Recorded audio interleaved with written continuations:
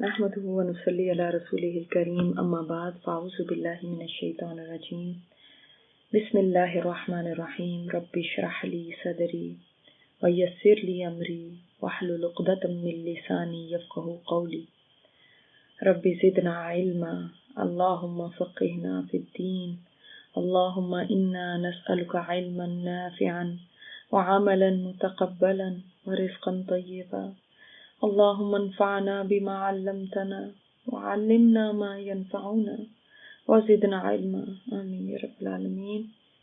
وَأَمَّا عَادٌ اور رہے عاد فَأُهْلِكُوا بِرِيحٍ صَرْصَرٍ عَاتِيَةٍ. الفاظ بھی تو دیکھیں نا کتنے سخت ہیں، الفاظوں میں ہی پتہ چل رہا ہے کہ یعنی بہت سختی ہے، شدت ہے. عاد جہاں تک ان کا سوال ہے وہ ہلاک کر دیے گئے ایک ہوا کے ساتھ. ہوا کیا چیز ہے، کتنی یعنی اتنی معمولی چیز ہم اس کو سمجھتے ہیں. ہوا کیا، ہوا سے بھی کوئی اڑتا ہے، ہوا سے بھی کوئی ہلاک ہو سکتا ہے. اور وہ کوئی ہمارے جیسے انسان تھوڑی تھے. وہ بعض روایت میں 62 فیٹ ان کا قد تھا، اتنے لمبے تھے. خود کہتے تھے ہم سے زیادہ قوت میں کون ہو سکتا ہے. تکبر کی انتہا تھی ان کی. اور اتنے طاقتور تھے کہ جب ہوا وغیرہ چلتی تھی تو زور لگا کے اپنے آپ کو زمین میں دھسا دیتے تھے. چلو ہوا ہمارا کیا کرے گی. اللہ اکبر. تو اللہ نے وہی ہوا بھیج دی.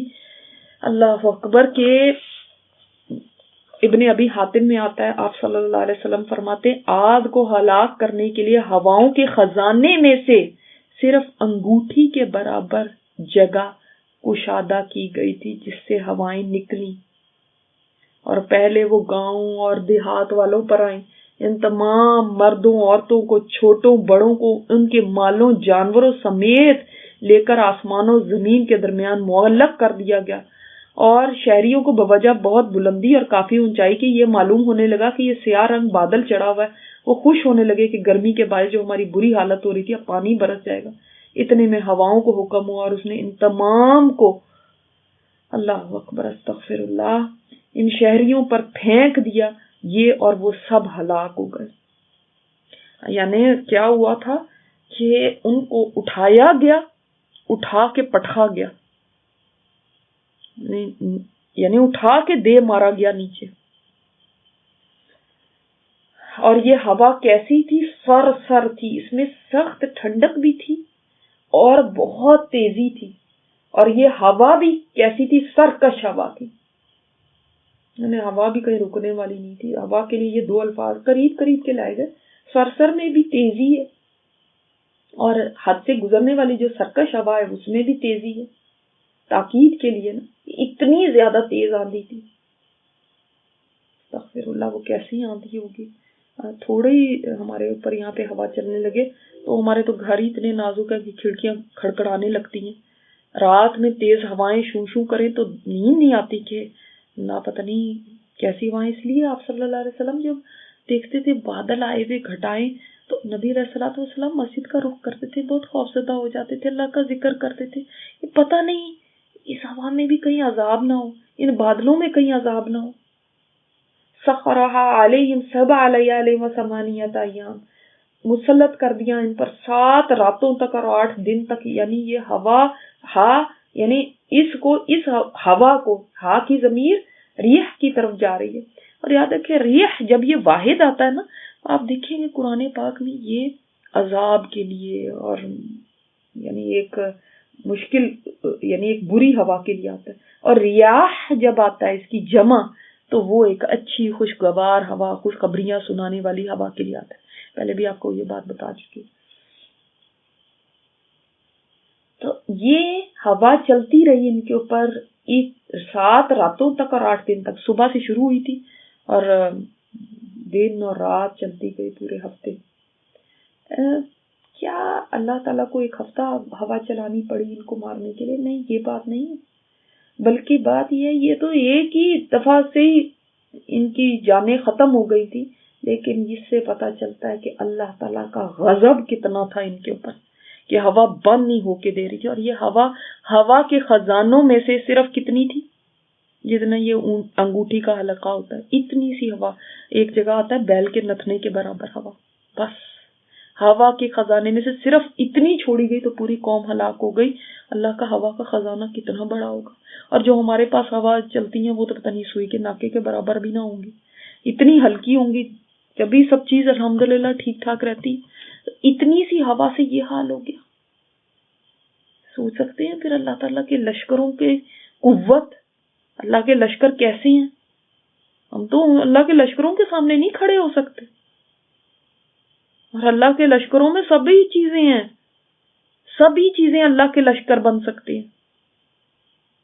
یا ہوا لے لیں، چیخ لے لیں، آواز لے لیں، آسمان لے لیں، زمین لے لیں، کوئی چیز بھی لے لیں، سب اللہ کے مطیع اور فرما بردار ہیں، سب اللہ کے لشکر ہیں، سب اللہ کے آگے جھکے ہوئے. ایک انسان ہی ہے جو آگے بڑھ بڑھ کے مقابلے کرتا ہے اور نافرمانیاں کرتا ہے اور کچھ سمجھتا نہیں ہے. کوئی چیز بھی اس کو اڑا دینے کے لیے کافی ہے. میں سمجھتا ہے ہوا میرا کیا کرے گی، ہوا تو کچھ بھی نہیں. لو میں چھپ جاؤں گا جا کے کہیں. یہ نہیں چھپے ہوں گے بھلا جا کے، انہوں نے نہیں کوشش کی ہوگی کہیں جا کے ریفیوز لینے کی. ہوا نے نکال کے ان کو پٹخایا.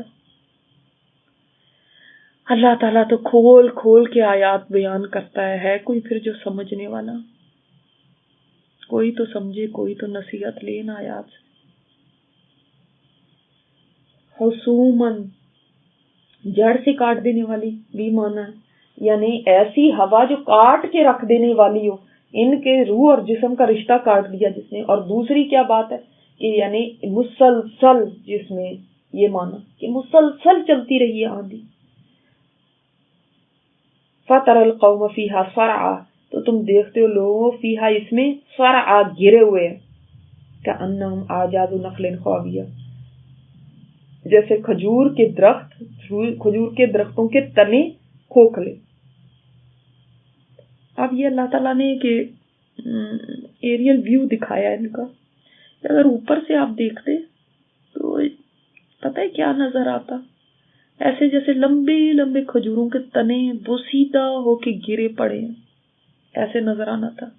یعنی لاشیں ہی لاشیں پڑی ہیں، اور لمبے چونکہ اتنے زیادہ تھے، طاقتور اتنے تھے، قوی اتنے تھے، اس لیے کھجور کے تنے کے ساتھ ان کو تشبیہ دی گئی ہے. دیکھیں سبحان اللہ، اللہ اکبر. اگر اس وقت یہ میڈیا ہوتا تو دن رات ان کی کوریج چلتی رہتی، دن رات ان کو دکھایا جاتا، بریکنگ نیوز ہوتی ہے کہ پوری نیشن ایک ختم ہو گئی. اور اللہ تعالیٰ نے فرمایا فَهَلْ تَرَىٰ لَهُم مِّن بَاقِيَةٍ، کیا تمہیں ان میں کوئی ایک بھی باقی بچا ہوا ملتا ہے؟ کوئی تم نے دیکھا کسی کو کہ یہ عاد کی اولاد میں سے ہیں، چلے آ رہے ہیں اس وقت سے؟ جیسے ہوتا ہے نا کہ کوئی قوم ہے، کوئی چائنیز ہے، کوئی ہے، کوئی مطلب ڈفرینٹ قومیں ہوتی ہیں، ان کی نسل در نسل چلتی آتی ہے، ہزاروں سالوں سے رہ رہے ہوتے ہیں. ان کی قوم سے کبھی آپ نے کسی ایک کو بھی دیکھا، کسی سے ملاقات ہوئی؟ کوئی ان کی کہانی بھی بتانے والا تھا کہ ہائے یہ ہوا؟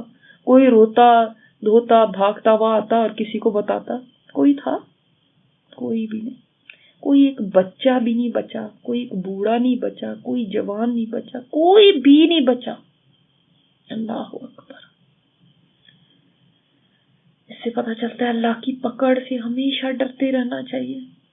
کبھی دلیر نہ ہو، کبھی کو بہت زیادہ اپنے آپ کو بہادریاں دکھانے کی اللہ کے سامنے نہیں ضرورت ہے. ہم بڑی چیز ہے. دیکھ لو ان قوموں کو. وجاء فرعون، اور آیا فرعون. اور صرف عاد اور سمود نے نہیں کیا، اس کے بعد بھی فرعون کو دیکھ لو. ومن قبلہ، اور جو اس سے پہلے تھے، اور بھی کئی بستیاں سے پہلے ہیں. لیکن کئیوں کی تو داستانیں اللہ تعالیٰ نے قرآن مجید میں بتا دی ہمیں. بہت ساری بستیاں، ان کا کوئی اتا پتہ نہیں ہے ان کے پاس. دیکھیں قرآن میں تو صرف 25 نبیوں کا ذکر ہے، نبی تو اس سے بہت سارے آئے، زیادہ لاکھ سے بھی اوپر انبیاء آئے دنیا میں. تو ان کی کیا ہیں سٹوریز وہ ہم نہیں جانتے، ان کی قوموں کا کیا ہوا ہمیں نہیں پتا. تو جتنا اللہ تعالیٰ نے بتا دیا اتنا ہے. اور ہاں، میں نے جو آپ کو بتایا کہ سمود کا ذکر پہلے کیوں آیا، حالانکہ زمانی طور پہ دیکھیں تو پہلے عاد آتے ہیں، یعنی انسانیت کی شروعات سے، تو نوح علیہ السلام، پھر عاد، پھر سمود، ٹھیک ہے. لیکن اگر قریش مکہ سے جب بات ہو رہی ہے، ہم سے جب بات ہو رہی تو ہم سے زمانے میں قریب کون سے ہوں گے؟ سمود، اس لیے ان کی بات پہلے آئی، وعد کی بعد میں آئی. ٹھیک ہے. تو فرعون آیا، اس سے پہلے کئی قومیں آئیں، والمؤتفکات، اور مؤتفکات آئیں، الٹائی بھی بستیاں. بعض کہتے ہیں ان سے مراد قوم لوط کی بستیاں، یہ چند ایک بستیاں ساتھ ساتھ تھی، صدوم کی بستیاں کہلاتی ہیں. اور پتہ نا یہ اپ سائڈ ڈاؤن کر دی گئی تھی. جبرائیل علیہ السلام نے اپنے پر پہ ان کو رکھا، اور یعنی پوری بستی کو اپنے ایک پر کے کونے پہ رکھا اور اٹھا کے آسمان تک لے کر گئے. اللہ اکبر کے فرشتوں نے ان بستیوں کے کتوں کے بھونکنے کی آوازیں بھی سنی. فرشتوں نے اوپر آسمان پہ، سوچیں کتنی ہائٹ پہ ان کو لے جایا گیا ہوگا، ان کے مرغوں کے بولنے کی آوازوں کو سنا. استغفر اللہ ربی. اور پھر وہاں سے جو ان کو پٹھا ہے، ان کا حال کیا رہ گیا ہوگا. اوپر سے پتھروں کی بارش ہے. اب اتنی ہائٹ سے کہ بلڈنگ سے کوئی گرے تو مر جاتا ہے، اتنی ہائٹ سے پوری کی پوری بستی الٹائی گئی. کوئی دیکھنے والا نہیں تھا، کوئی پوچھنے والا نہیں تھا، کوئی مووی نہیں وہاں پہ بنا رہا تھا. اللہ تعالیٰ نے دکھا دیا. آج تک اس کو عبرت کا نشان اللہ تعالیٰ نے بنا دیا. پھر بھی وہ عمل کرنے والے، جو عمل وہ لوگ کرتے تھے، پھر بھی اس سے کسی نے عبرت نہیں لی، سبق نہیں لیا. اور افسوس تو یہ ہے، سب سے زیادہ افسوس یہ ہے، دوسروں کو تو چھوڑیں، جو اس قرآن پہ اوپر ایمان رکھنے والے اپنے آپ کو کہلاتے ہیں، ان تک نے نہیں عبرت لی کہ آج وہ بھی اس عمل کے اوپر اپنی یعنی صفائیاں پیش کر رہے ہوتے ہیں اور اپنی گواہیاں لکھوا رہے ہیں فیس بک پہ اور کہاں کہاں کہ کوئی بات نہیں، حالانکہ میں یہ نہیں ہوں، میں یہ عمل نہیں کرتا یا نہیں کرتی، لیکن میں یہ بھی نہیں کہتی کہ یہ برا ہے. یہ تو ایک نیچرل چیز ہے. آج اسی مسلمان امت میں جن کے قرآن میں صاف صاف یہ باتیں بتا دی گئیں، ہوش کرو مسلمانوں، آج تمہارے اندر ہی ایسے پیدا ہو گئے. قرآن پہ ایمان کا دعویٰ بھی کرتے ہو، اور پھر ایک قوم برا کر رہی ہے، وہ تو برا کر ہی رہی ہے، تم جب ان کی بات کو اور ان کے عمل کو جسٹیفائی کرتے ہو تو چاہے تم خود وہ عمل نہیں بھی کرتے، تم بھی ان میں شامل ہو گئے، تم بھی ان میں شامل ہو گئے. نوح علیہ السلام کی بیوی جو تھی، وہ تو استغفر اللہ ایسے عمل میں شامل نہیں تھی، لیکن ہم نے سورہ کے اینڈ میں پڑھ لیا تھا نا کہ وہ خیانت نہیں تھی کہ وہ کوئی بد عمل کرتی تھی، لیکن وہ ان کا ساتھ دینے والی تھی. آج امرات نوح کی طرح بہت سارے لوگ ہیں جو اس قوم کا ساتھ دینے والے ہیں، جو کہتے ہیں یہ صحیح ہے، جو کہتے ہیں بیچارے کوئی مسئلہ نہیں ہے، یہ بھی کرنا ٹھیک ہے، ان کا تو کوئی قصور نہیں اگر یہ کر رہے ہیں. اللہ تعالیٰ نے فرمایا بالخاطیہ یا فرعون ومن قبلہ والمؤتفکات بالخاطیہ، ان کو بھی اللہ تعالیٰ نے پکڑا ساتھ خطا کے. یہ تھی یہ بستیاں، یہ فرعون اور ان سے پہلے کے لوگ، یہ بھی خطا کار تھے. یہ کیا ان کی خطا تھی؟ اللہ کے رسول کو جھٹلانا.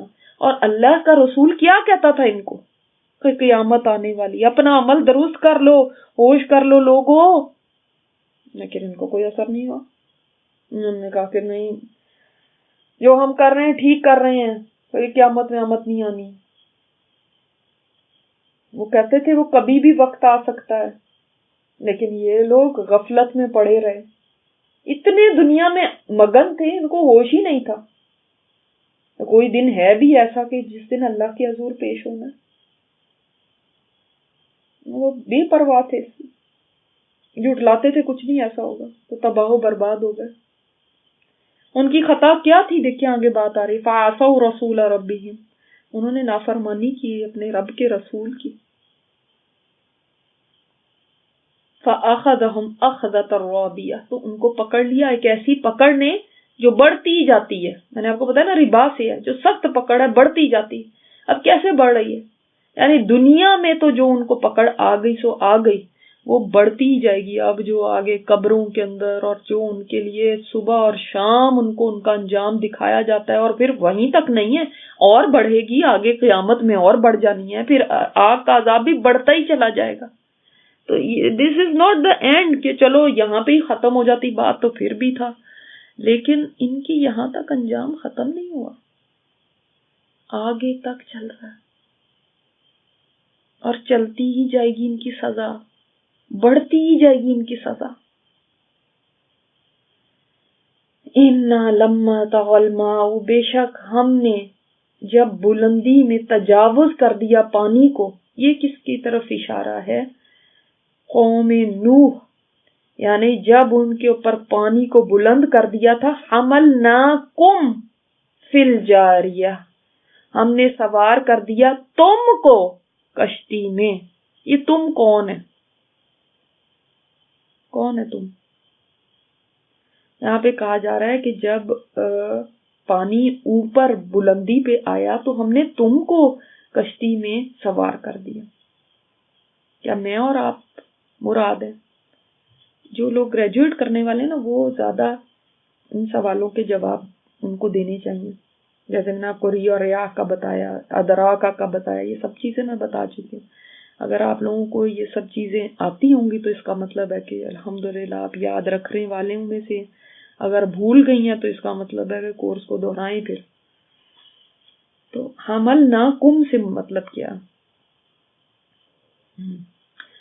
کم سے مطلب جتنے بھی لوگ ہم ہیں، چاہے وہ قریش مکہ، چاہے میں، آپ سب سوار کر دیا ہم نے تم کو کشتی میں. ہم تو سوار ہوئے ہی نہیں کشتی میں. سب سے پہلے مخاطب تو مشرکین مکہ ہی تھے نا. اس کے بعد جتنے بھی لوگ قرآن پڑھتے ہیں وہ سب کو کہا جا رہا تم کو ہم نے سوار کر دیا. تو میں، آپ تو نہیں تھے، نہ قریش مکہ تھے، نہ ان کے بعد آنے والے آج تک کے لوگ تھے. تو یہ کیسے ان کو کشتی میں سوار کیا؟